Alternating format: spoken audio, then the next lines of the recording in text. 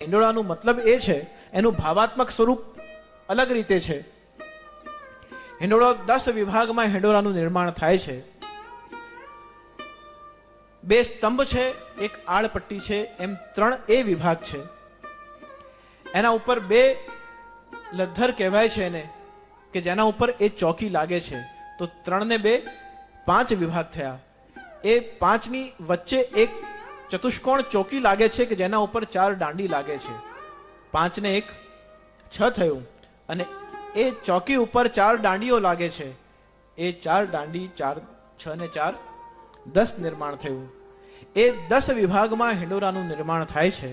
અને 11મું એનું સિંહાસન છે જેના ઉપર પ્રભુ બિરાજે છે.